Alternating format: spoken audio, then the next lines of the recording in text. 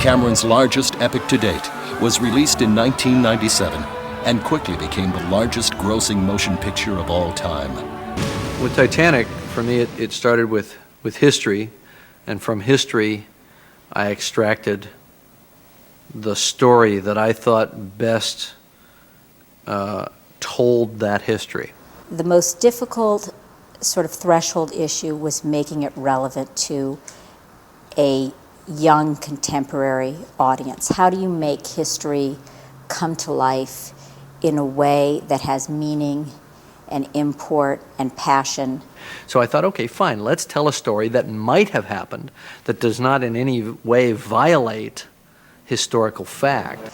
Made the film accessible to a young global market that otherwise would think of it as a dusty, musty period piece. But the way everybody approached it was the imagery was sacrosanct. This is what we're going to create. Now we're going to bend heaven and earth to make it happen. We'll go to Poland and build the ship and take it out to sea and then in the Baltic.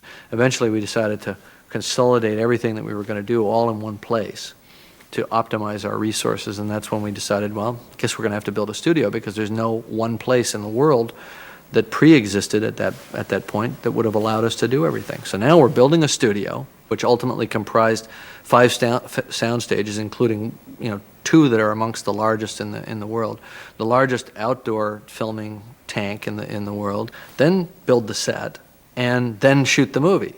At the point that I had the script done, let's say, I didn't have a clue how we were going to film it. Instinctively, in writing it, I tried to incorporate as much of what was visually powerful about the Titanic, the ship, as I could.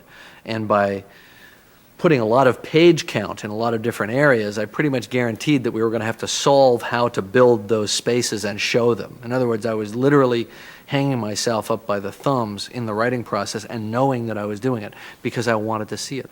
And I was completely anal about detail. I would not put anything in the screenplay if it could not have happened. For example, they make love in the back of a car. That car was there. So the audience doesn't know those things. They just see them go into the hold and there's the car. But that car is still there. When he was writing Titanic, he read books about teenage girls' psychology, and I think one called Reviving Ophelia in particular. I was stunned to hear he had read it. A writer for a magazine called me up and asked if Jim had read that book in preparing for Titanic.